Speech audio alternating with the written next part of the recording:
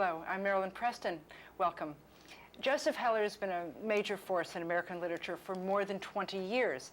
In 1961, Catch-22 was his first book, his most famous book, and now his fourth book, God Knows, is perhaps his most Jewish book. He may disagree with me about that, but we are going to talk about that book today.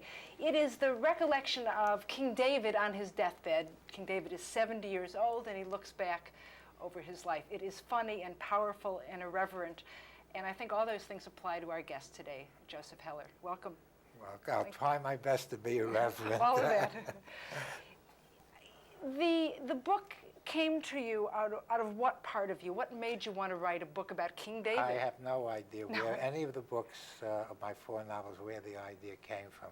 I do know this, that they did not come from an obsessive or strong interest in the subject itself.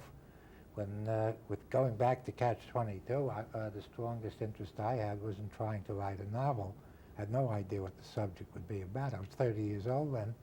I had had short stories published when I was a college student.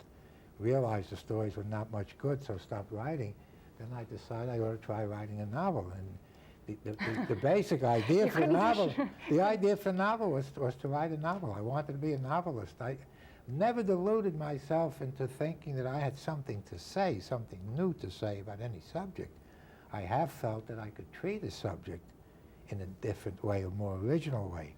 But in this matter of conveying knowledge or truth, I don't have it. I don't think many people have that much new to say. But in God Knows, you tackled, this is an imposing subject, to take a character from the Bible. Yes. And try and treat that in a different way. Well, there is what I think is what might be called the original treatment. The interest was not so much in David himself. I did not feel that the world needed, or the American reading public needed, a novel about King David. I knew there had been novels by him before, and the same thing would be true about any character in the Bible. What motivates me, what excited me, was not David himself so much as my treatment of David, my approaching the Bible, a biblical story, in an unexpected, fresh, surprising way that would deal with those things that are of interest to me. They usually have to deal with those various causes of sorrow or depression that afflict the life. One could. I don't want to do it, and I don't want to do it now. I could probably go from Catch-22 to Good as Gold, Something Happened, God Knows, and find a number of common elements in attitude and emotional attitude. The nature of growing old, the imminence of death, always the danger of bizarre accidents, the persistence of memory.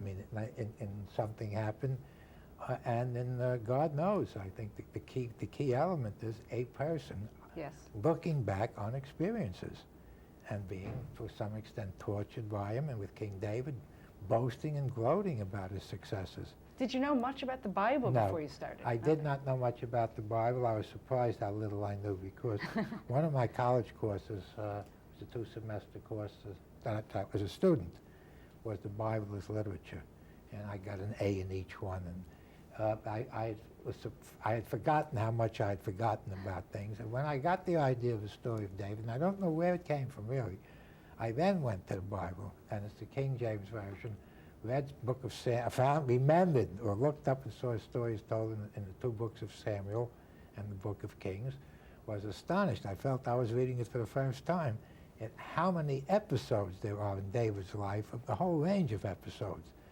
from the death of children and his reaction to them in a modern way rather than a biblical way, where there's tremendous, endless grief he experiences. And you don't find much of that in that part of the Old Testament, because it's primitive literature. And then the chases and the wars. I had forgotten, for example, that David was Saul's son-in-law. I should have remembered that Saul kept trying to kill him just from the paintings that you see in art galleries of Saul reaching for a javelin to throw at him. So I saw so much there, so much that I felt I could deal with from those strengths I have, which is irony, comedy, irreverence, sentimentality, and a strong feeling of family relationships, and a very strong feeling about the certain injustice in being alive, and the fact that it ends the way it does. Well, at the end, he's still angry. He's bitter at the end. Oh, he's bitter about a couple of things. One is he's unable to forgive God. Now, that's not original with me. And now as I talk to you, I think somewhere in Milton's Paradise Lost, maybe in the first few lines, he says he's writing this to justify the ways of God to man. It's very hard for people to look upon God with those virtues that we simplistically attribute to him. He's benevolent, he's forgiving, he's infallible, he's generous, he's kind, because the God in the Bible is anything but that. I mean, even in the New Testament, which I stay away from, a God that can think of no better way than to forgive man for sins and to have his own son. But David is expecting his God. He's saying that God owes him an apology. Not at the end. The last line of the book, I think he says, I want my God back. That's like saying, I want my mother back, I want my father back. You want that sense of confidence, I think all of us want as children, believing that somebody all-knowing and overflowing with kindness and protectiveness is there, ensuring our safety. And David, at the end of his life, is a person that often is at the beginning of his life. And David is angry at God, but he wants, the last line is, I want my God back. I know during the time that you were writing this, you've made public the fact that you were stricken with this debilitating neurological disease. Yeah. Guillain-Barré? I'm not sure. I pronounce it Guillain-Barré syndrome. I won't even try it, but we have heard about that. This happened while you're writing your novel. I'm wondering, as you write the final line in that book, which is, I want my God back, if you, during this time of crisis in your own life, was dealing I don't with that. begin writing my books until I have the ending written. And I had that line, I had the last few paragraphs of this book on paper before I began the first one. Was that eerie then for you, even to be confronted with a similar situation? Maybe not life-threatening. I have a sense, it can be life-threatening. I was aware of a certain irony. I had about 300 typewritten pages of the book done when I went to the hospital. And in about 48 hours, I found myself in an intensive care unit and almost completely paralyzed. And my David, my God knows, begins with the way David is presented in the Bible at the beginning of the book of Kings. He's 70 years old, he's bedridden, he has the shivers. They bring him the most beautiful virgin they can find to sleep with him. Did that happen to you in the hospital? Yes. Except that instead of one virgin, I had 3 shifts of virgins taking care of me in the intensive care unit. I was very much aware that here's a similarity. David's in bed and can't move. I'm in bed and can't move. But I had something he didn't have. For this disease, there's a favorable prognosis. And my doctors particularly led me to believe, I had no idea, gave me no idea of what to expect, mainly because they didn't. There's no way that they can tell how severe this disease is going to be. They knew it. They also since told me that they knew it can be tremendously severe and can have permanent effects, paralytic effects. They didn't let me know that, and for reasons they had no idea. They thought it would be a mild case. It was moderately severe. I've since been in touch with people who have this, who've had suffered 100 times more than I did. I never felt I was in danger. I was never in pain, and oddly enough, I was never felt ill. What about psychological pain here? The pain of being stricken down? No, the psychological pain would be at night, and mainly be caused by the people who were with me in intensive care units. There were 4 beds in an area no bigger than this, and I was only there 22 days. I've heard from people who've been in intensive care unit for 7 months with this disease. But for most of those 22 days, I was the only one who was not unconscious, and about every day or 2, one of the others would die. That made me unhappy at night. During the day, subconsciously I was terrified. I mean, I realize now that I did not trust myself to sleep. And there was a torture. If I felt myself going to sleep, I'd shake myself away. Let's not talk about the disease. I want to go back to David, who is saying repeatedly that life is not fair. Now, maybe we shouldn't expect life to be fair, but life is not fair. You must have had those feelings like this. No, on the contrary. I mean, I remember the conversation with my daughter, and I told her, I was also going through a divorce at that time, and telling, people wondering why wasn't I angrier. Well, one is that, as I say, the prognosis for this is favorable. Okay. This is about after 4 months in the hospital, bills were enormous. But I said that, I was 60 years old, and I've never been sick in my life. People I grew up with are dying or haven't. And I also had a happy marriage. I was married 35 years. For 30 years, it was a good marriage, which was more than most people get. So absolutely. If something, I'm due for something bad to happen to me. It wasn't all that bad. In the book, you speak in David's voice. No, David speaks in my voice. I speak in the voice of the King James people who translated the King James Version. Often I would use the language of the King James Bible. David speaks and thinks with my voice. Okay. As you go through that process, as you so link yourself to the character, what did you learn about yourself during the process of writing the novel? Not a thing. Not a thing. So if you asked me what I learned about being ill, I would say not a thing, really. Writing about a biblical character, a fictional character, or a historical character, was no different for me than writing about a character that I invented entirely. I found that to be true. In the elaborations that I have on David, but on other characters in the Bible who just there for a few lines. Bathsheba is one of them, Uriah the Hittite's another, Joab is another. And Solomon is one I take the most liberties with. In dealing with them, I felt I'm dealing with a fictional character. I had to, and I did, adhere to the continuity of episodes that do exist in the biblical story of David. But apart from that, I felt it was entirely fictional, just the way in writing Catch-22, to the extent that I located in the context of World War II. I didn't want any chronological inaccuracies. Well, here the same thing would be true with David, but I don't think it was being really a story about David of the Bible. I think it's a story about somebody living today who has David's past but has a modern outlook. You make a point very often in the book, and it's always funny when you introduce the anachronisms, when you talk about the Nazis or Nietzsche or Shakespeare. Is that, again, as a literary device, is that something that you start out knowing you want to do? Oh, sure. When the idea for this book came to me in a paragraph that appears about page 3 or 4.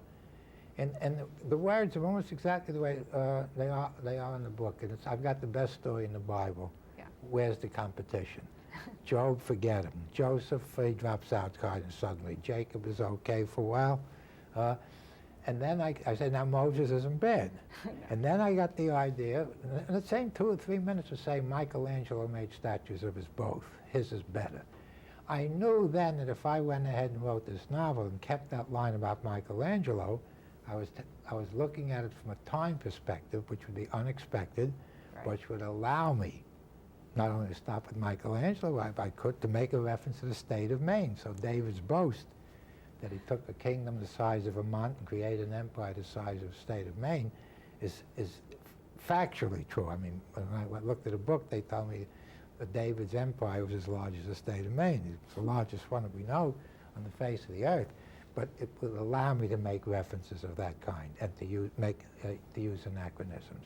So, I mean, those are the and they're always the funny. rules. They're wonderful parts of the book.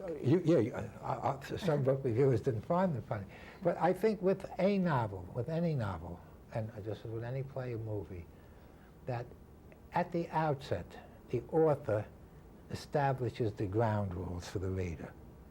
And if it's going to be a historical novel that's factually true and literally true, he lets the reader know it, and no liberties are taken. At the outset of God Knows, the ground rules I establish is that David's going to talk. Well, the way I've got the best story in the Bible, it helps give you a character. He's a person who not only speaks with a modern American vernacular, but he's got the outlook of a contemporary wise guy, and feeling very competitive as well, and he's boastful. Immediately, I think it helps tell the reader the man telling the story is not the David of the Old Testament. Right. It's somebody who can be from Chicago and New York, living today. I say I'm the best novelist in the country, or Mel Brooks saying I'm the best movie maker in the country. And I tried very much to do 2 things: to tell the story of David. I used the biblical language a lot, but I mix it in with modern idiom and modern obscenity. In using the biblical language and just having to go back to those sources, did you find yourself purposely reconnecting to Judaism? Was that a good part of that experience? No, I don't find much about much Jewishness in that part of the Bible, the Old Testament. What do you mean? I mean, there's very little religious nature there. The characters might just as well be Greeks in terms of Jewish characteristics. I mean, they're not Europeans, and most of the Jews we know, and most of the Jews I know, are Europeans. The language of the Bible is Shakespearean language, or, you know, so it's Elizabethan English, the English Bible. You don't find much religion there. David is much more the warrior king. I mean, well, even before David, I mean, religion seems to consist of sacrificing a lamb. You know, Moses has all these laws. You don't find them being observed. I mean, you do find that the people continuing to keep idols, I-D-O-L-S. One of the effects of my disease, by the way, is I have trouble with certain sounds, so that's why I occasionally spell a word out.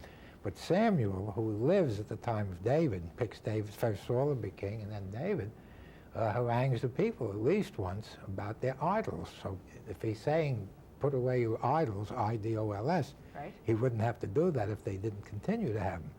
I can't find Passover. Now, I believe in the laws to Moses, there are only 2 holidays given. One is Passover, I forget the other.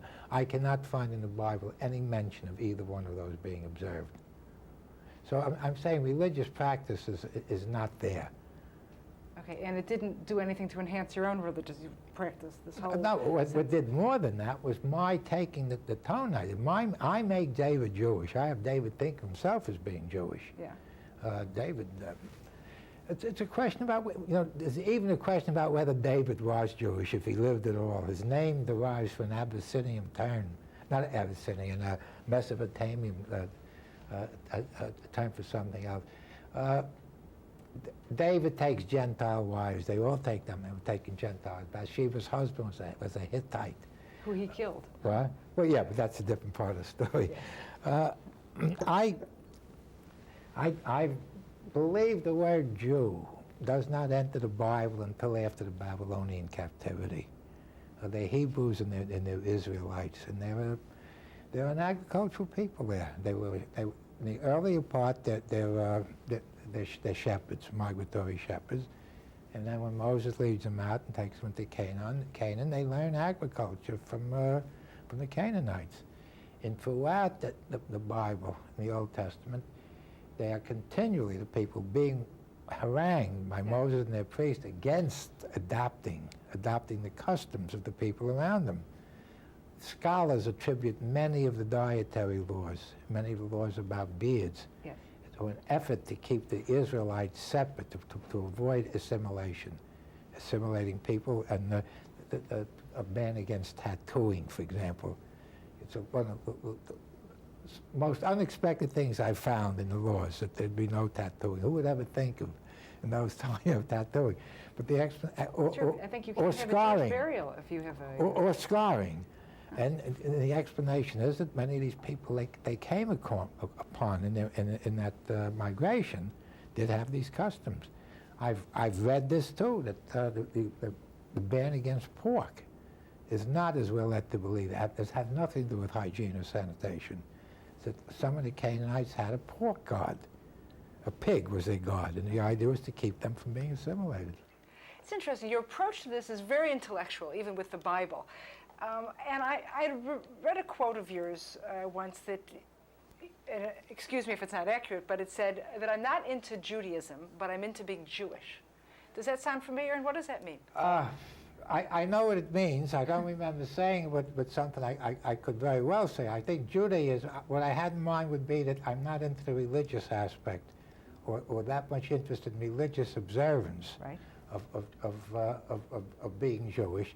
I'm very much Jewish. I'm very conscious of being Jewish.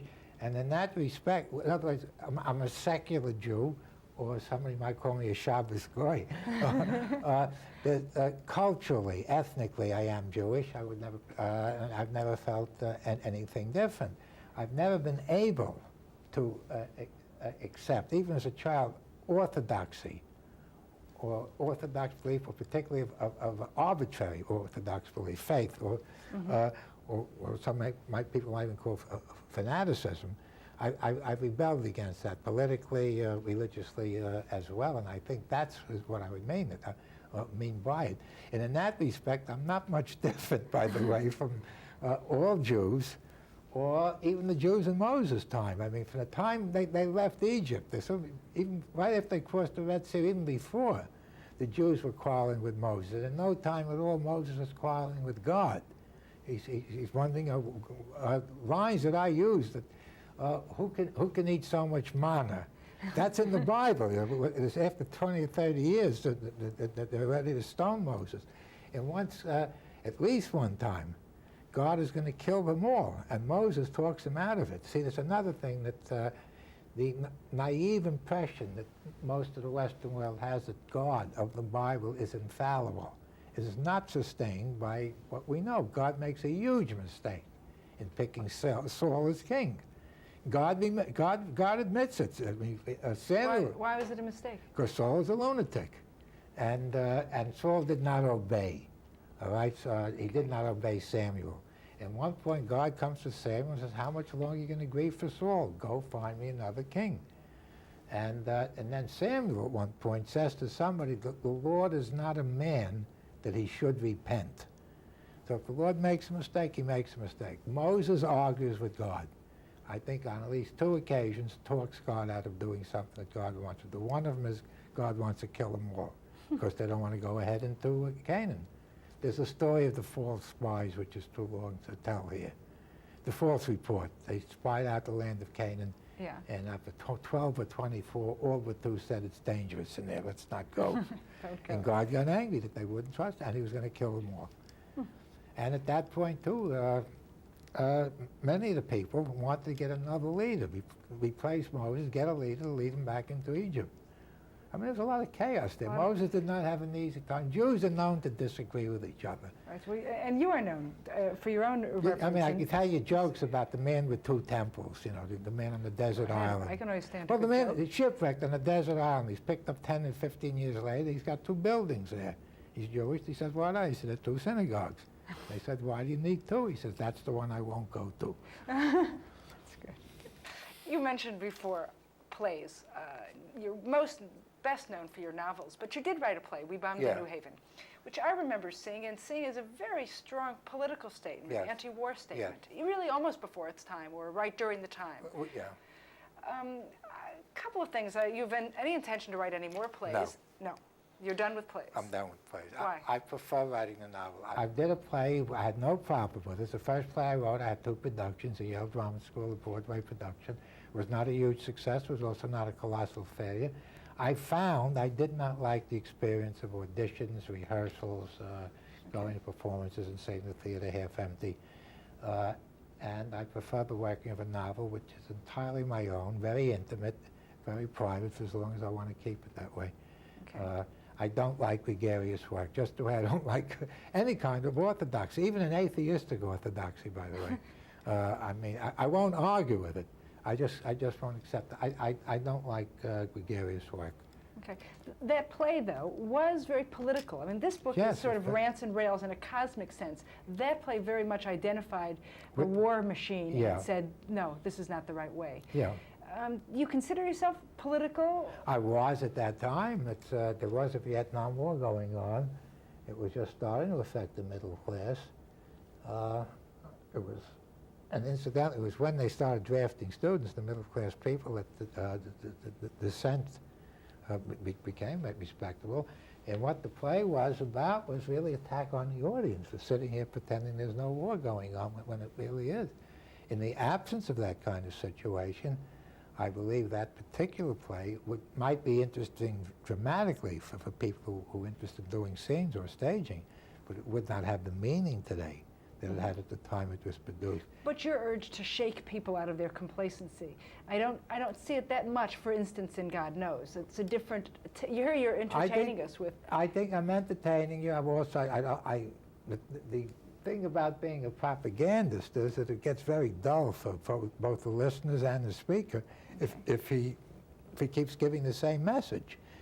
I think the atmosphere in which we have been living for the last 10 or 20 years is a cause for despair, but in a different way than it was after World War II when you had the Cold War and during the Vietnam period when you had the Vietnam. There's very much that's wrong with, ethically wrong, morally wrong, and economically wrong with the world and with the country. I don't think there's a fire to be put out. There may be one smoldering someplace, but I don't think it's as obvious or as acute. And for somebody to write a book now, let's say, attacking war, almost everybody's against war. It's attacking a particular attitude at a time of war. Also, with a novel, it takes a long time. You know, it's 3 or 4 years to write, another year to publish. Somebody's starting to write a book, an anti-war book, let's say Nicaragua. Well, that seems to be in the news. By the time he's halfway through, Nicaragua may be maybe a fascist country. Yeah, we might be there or not be there. Also, it's I don't think of writing as an effective form of propaganda.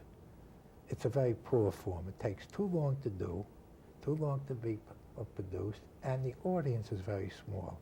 It is not a good a novel particularly. Okay. Your audience is very large. We have a short time left. Tell us, if you will, about your next My next book is going to be a nonfiction book about my disease and the 2 people who helped me get over it or recover from it. One is a nurse with whom is still my nurse, even though I don't need her, and one is a friend of mine. I'm writing it with this friend. It's called No Laughing Matter. It should be finished and published by next February or March. And it's a very funny book about a handsome, successful novelist who suddenly finds he can't swallow potatoes when he's eating, then he couldn't take off a sweater, and without any symptoms of being ill, I gradually lost the power to move my muscles. And I called up a doctor who recognized it on the telephone, and he put me right in the hospital. I was in the hospital for 4 months. Had a good time during the day. When people were not dying next to me, it was a lot of fun. Nights are not so good. And that's the book I'm doing. I have no idea for novel, but it could very well be that when I leave here, one of your questions will get me thinking, which is the way Good as Gold came. Somebody asked me a question, and I was speaking to a group of women, and one woman asked me, how come you've never written about being Jewish? And I said, I'm not, how do you know I was Jewish?